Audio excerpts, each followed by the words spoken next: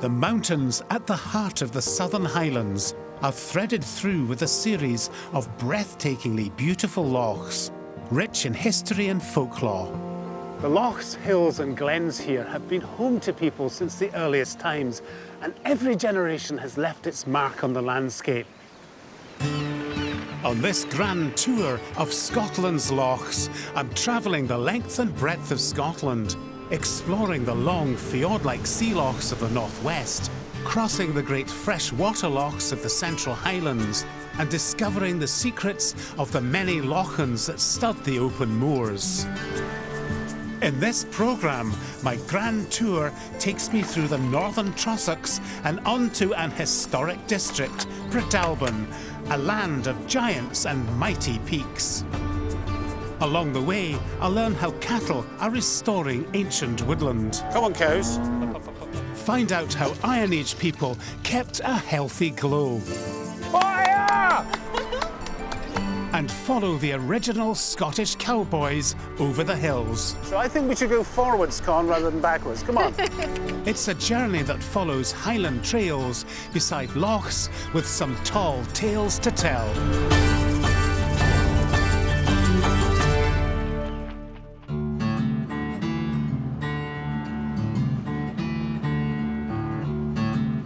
My grand tour starts on the banks of Loch Venacher, heads across the Highland boundary fault and into MacGregor country, east to Loch Earn and then over the hills to Loch Tay. Journey's end is the summit of Benlois, one of the giants of Breadalbane. This is Loch Venacher, lying beneath one of the first peaks in the Highlands, Ben Ledi, a name which may derive from the Gaelic for the Mountain of God. You'd think a loch that reflects God's very own mountain would be a heavenly place, but beneath its still waters there lurks a dark and dangerous secret, a malevolent shape-shifting spirit known as a kelpie. And just along the shore here is a place that's directly connected to this mythical creature. The old wood above the loch is called Cully of Ron, the Wood of Weeping, named in memory of a tragic event that happened here just over 200 years ago. According to an account from 1800, a group of 15 children were playing near the loch side when a giant mythological water horse, or kelpie, appeared and carried every one of them off to its lair deep beneath the water. Scottish folklore is full of cautionary tales of wicked kelpies.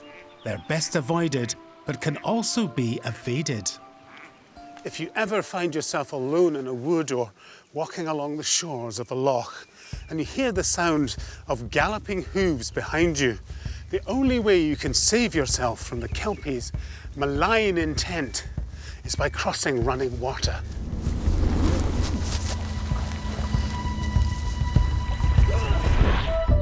Safely over the burn, I'm soon aware of other hoof prints, signs in the mud of other beasts. Not giant mythological horses this time, but cattle, which are playing an important part in restoring the landscape of the Trossachs.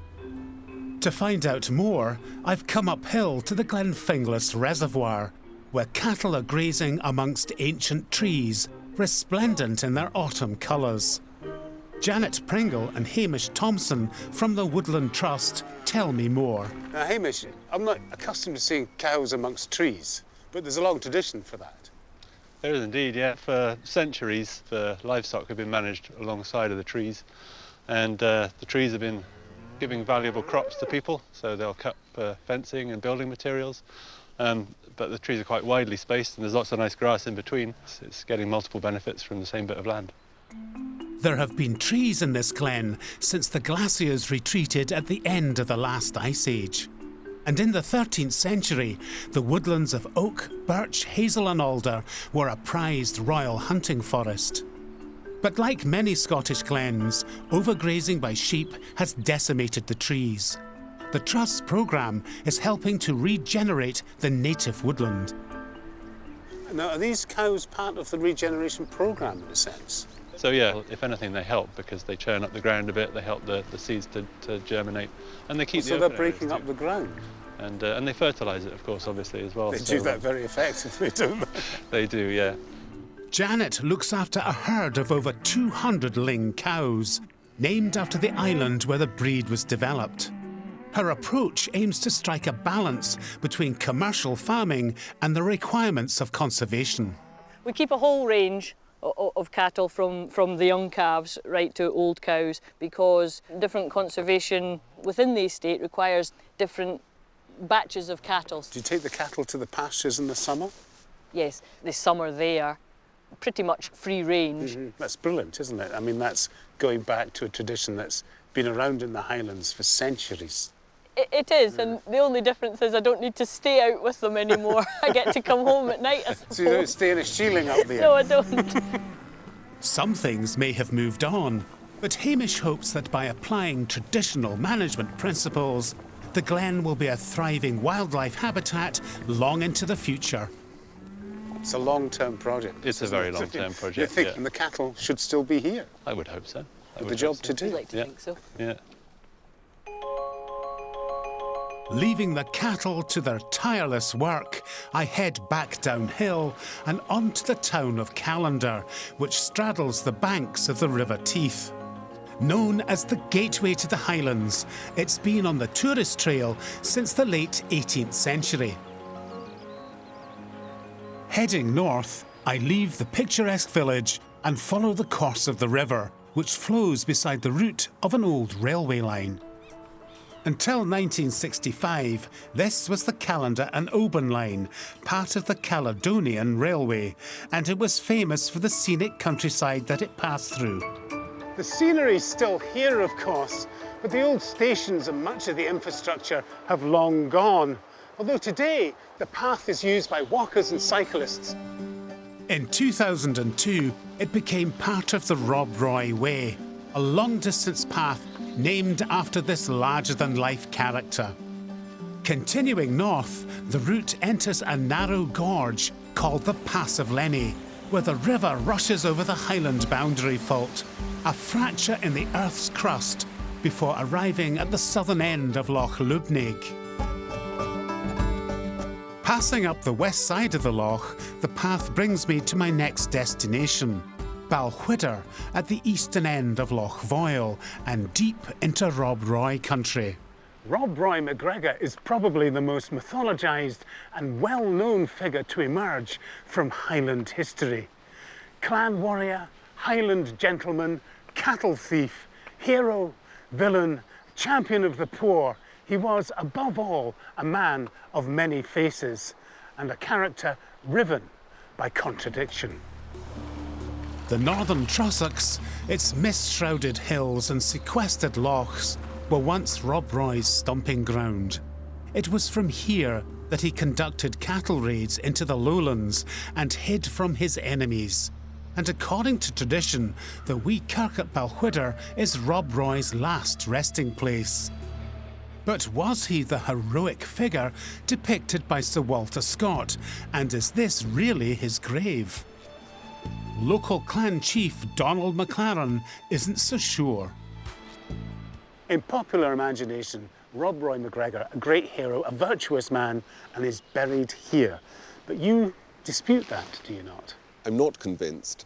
You're right, very much a big figure, heroic and so on.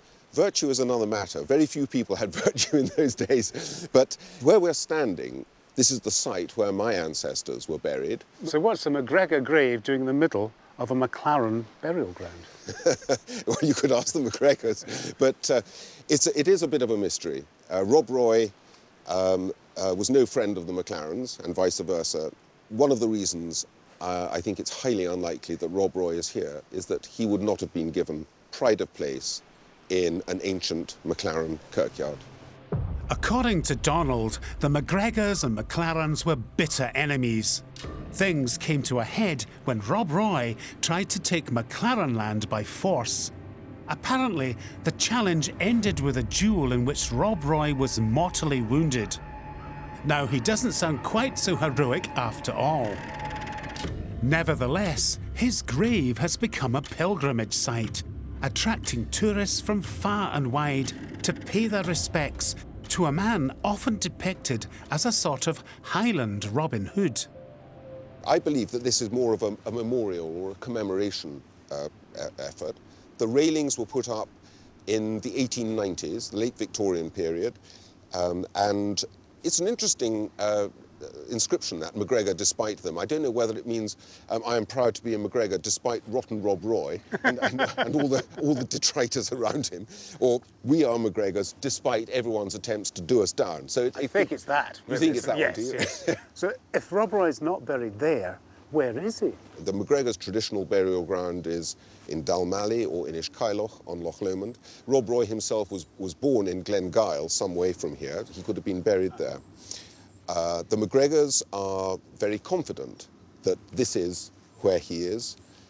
To my mind, it doesn't stack up. How are things with the MacGregors now? Excellent. I'm glad to hear it. I'm especially relieved because, unbeknownst to Donald, my own family has MacGregor roots, and that could have been awkward. Despite the pervading gloom and low cloud, I'm determined to enjoy the autumn colours and set off uphill in the faint hope of getting a view of the famous Braes of Balquhidder, which were immortalised in words and song in the early 19th century.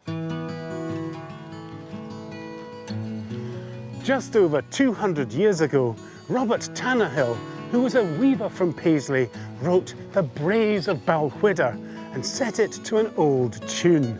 It became really popular, travelled to Ireland where it acquired new lyrics, and then spread around the world to become the famous The Wild Mountain Time, a favourite amongst folk singers everywhere.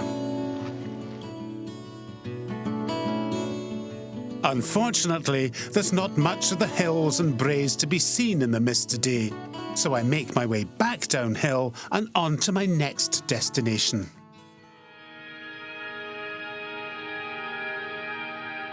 This is Loch Earn, which runs west to east for 10.5 kilometres. Unusually, it has its own tidal flow, caused by the force of the prevailing westerly winds that blow across the water. At the eastern end of the loch, the village of St Fillan's hugs the shore. Behind the houses, I join another path that makes use of an old railway line. This one once connected the lochs of the northern Trossachs to the city of Perth.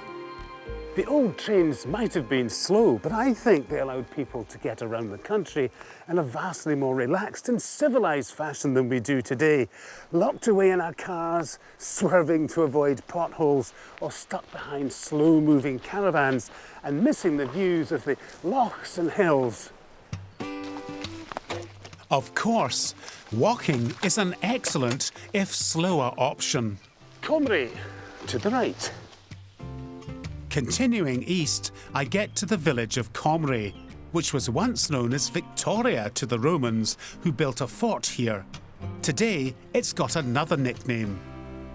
Comrie is also known as the Shaky Toon, and that wee building on the hill over there is a clue to how it got its name. It's known as Earthquake House. To show me the interior of this diminutive structure, which sits close to the Highland boundary fault, is Chris Palmer. Chris, why is this curious wee building called Earthquake House? It's called Earthquake House because it was built to record earth tremors following a period of seismic activity between the sort of mid-1700s and late 1800s. So there's a lot of activity then? Yeah, the records say that there was something like 7,000 earth tremors were felt in Comrie over that time. And it was thought that maybe because we're on the Highland boundary fault that runs from sort of Dumbarton to Stonehaven. But the theory that seismic events are caused by movement deep within the earth wasn't developed until much later. Back in the 19th century, Comrie's residents began recording and monitoring the tremors using instruments placed around the village and inside the house. There's a replica on the floor of the original instrument that was put in the earthquake house, and it's called a mallet seismoscope, Right. named after Robert Mallet, who devised it. And the idea was that if there was a tremor, it would knock the pegs over. So a slight tremor, a small peg would fall over. Yeah, A yeah. larger tremor, and then a larger peg would fall over. Yeah, that's right, yeah. Did it work? Well, I think it must have worked, but I mean, I occasionally come up here and there might be a peg falling over. But I don't know whether it's just drafts through the door Or a mouse. A mouse, yeah, spiders. Yeah. Seismological instruments are a bit more sophisticated today, and the house now has a much more accurate chart recorder, which picks up Comrie's tremors. This one was on the 6th of June this year, Oh, wow. and it measured 2.2 on the Richter scale. Right. That's disappointingly small. But then it's not a competition, is it? No. So those are local ones, and then it does record events all over the world. And this current chart has 7.5 magnitude earthquake from Alaska. That is amazing, isn't it? It is, yeah. They can actually pick up something that's that Here in distance. the middle of a field in Comrie. Yeah. I think it's wonderful that this building is still here, recording away, because, I mean, that's some lineage, isn't it? It's reputed to be the first seismic monitoring station in the world. Is it really? Yeah, So this yeah. is a world-beating first Yeah, yeah. from Comrie? From Comrie, yeah. Leaving Chris, I feel less than shaken, but nevertheless stirred by the thought of a seismological first for Old Caledonia. The Highland boundary fault that still shakes the good people of Comrie shapes the dramatic landscape around the village, separating the lowlands from the highlands and its misty mountains. Glen Lednoch slices through this high country, where an old drove road heads north over the moors to Loch Tay. Uphill. I'm glad I'm on a horse. Taking the strain for a change. Absolutely. To keep me company on this remote trail is Karen Inkster and her two horses, Monty and Connie. So how long is this route over the mountains? 14 miles from Comrie to Ardrennog by Loch Tay. It's amazing to think, really, that as a right-of-way, there would have been people using this route in one form or another, literally for centuries and centuries. Yes, Because it's a natural way through the hills. absolutely. You know, and for the drovers, the late 17th century to the early 19th century, there was literally tens of thousands of people going through these routes throughout Scotland, just crisscrossing the country. So they were definitely the kind of arteries that kept the landscape going. A spectacular landscape here, Karen. Look at that waterfall. It's beautiful, isn't it? Even on a gloomy day like this, Yeah. Scotland at its finest. Karen works for Scotland's Access Society, which keeps these ancient routes open for everyone to use. So the Scottish Rights of Way Society, Scotways, is there to allow these rights of way to be recognised. Yes, so we were formed back in 1845, would you believe it? Oh, good grief, I had no idea it was that old. Yes, so we're probably the world's oldest access society. So it's our 175th anniversary this year. So how do you register a right of way? I'm assuming it has to have been there for a very long time. It has to have been in constant use without dispute for a minimum of 20 years. So are you busy keeping these routes in use? We try and promote them, yes, so to make sure they remain open. Since 1945, many rights of way have been lost to reservoirs or densely planted forests. But there are still some spectacular routes to follow, and Karen's making the most of them. So Connie and me and my dog Pip, my collie, 2 years ago did a 300-kilometre journey across the Outer Hebrides. Really? Yes, camping Nice. underneath the stars every night in the tent. Yeah, A wonderful experience. it was fantastic.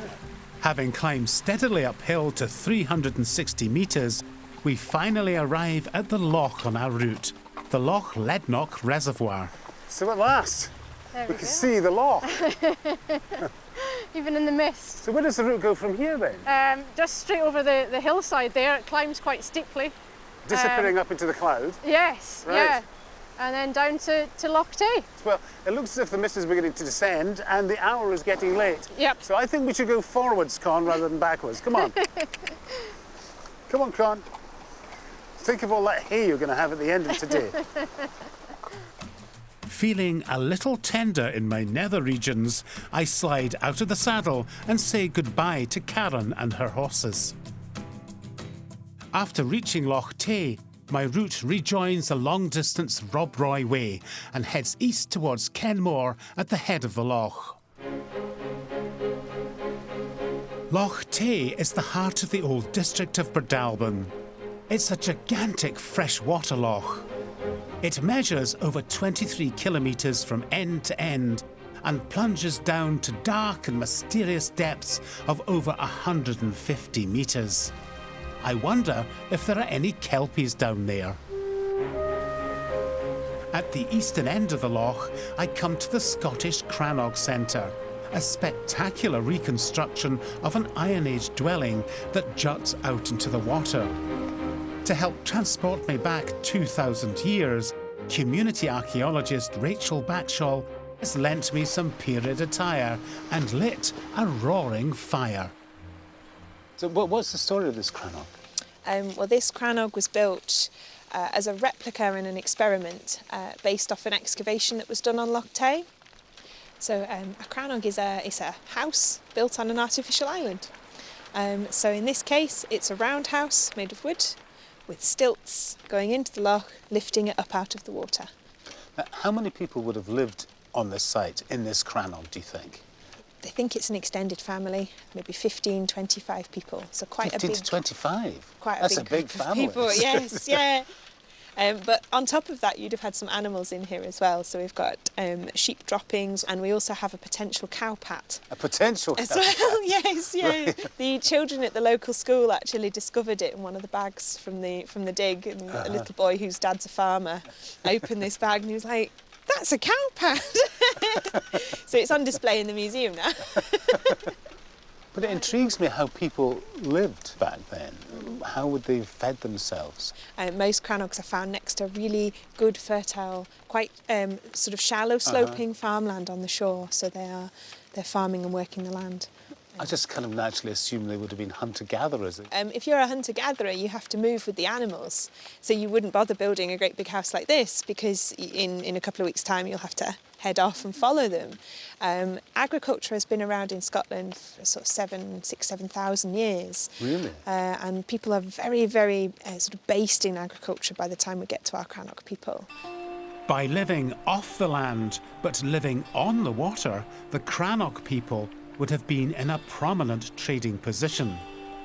Exotic finds from the dig include a blue glass bead and the bridge of a musical instrument called a lyre, which may be the earliest evidence of stringed music in Western Europe.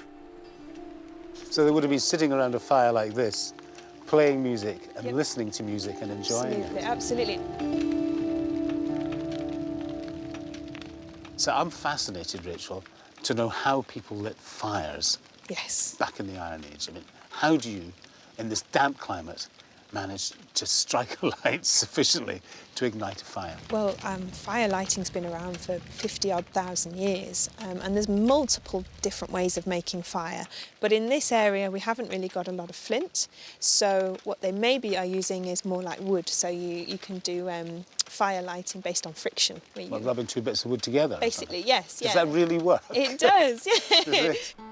It sounds pretty impossible to me, but perhaps some ancient craft skills will rub off from my authentic wardrobe. The method involves a bow and a wooden spindle holding a stick of hazel, which is then rotated into a softer piece of pine to create enough friction to cause smoke. Nothing's happening. At least that's the theory. Eventually, I get the hang of it. You got smoke. There you go. That's looking good. And just do it until you feel like your arm's going to fall off. It is. There we go. So if you stop, that's it. It's smoking. It's got smoke. You take your wooden bowl. Before the embers die, I need to fill my bowl with dried rotten wood called punk and wood shavings, into which I carefully place my ember. Then it needs some oxygen. Really, really gentle, directly onto the ember. I see little sparks. There's smoke as well, so keep blowing, keep blowing. I'm hyperventilating. Keep going. Your smoke's starting to change colour, so it's going brown. So there we go! Fire! Fire! Hey! Look at that. So then you might want to put it down. Look at that. First time ever. There we go. First time round as Prometheus. That is incredible. I'm really impressed. Equipped with a new skill that's bound to come in handy in this wet climate, I continue around the head of the loch to the magnificent bulk of Ben Loyers, one of the giants of Breadalbane. Its lofty summit is the final destination of this grand tour. The narrow path heads up through the heather, passing the ruins of Sheelings, where locals once lived while grazing their livestock here in the summer months. Before long, the climb steepens. Up and up. This is the highest mountain in the Southern Highlands at 3,983 feet. Frustratingly, that makes it just 17 feet short of joining the exclusive club of 9 Scottish peaks over 4,000 feet. To correct this injustice, a group of Victorian hillgoers decided to give the Ben a helping hand and just push it over the 4,000 foot mark. And to do this, they built a massive cairn on the summit, topped off with a gigantic lump of quartz. Now, unfortunately, the Ordnance Survey thought this was cheating and didn't show the new height on their maps. Scaling false summits, I'm rewarded with some amazing views of cloud inversions, looking across the Benmore and Stubinian, other giants of this ancient district. Oh, look at that. The top of the world. Fantastic.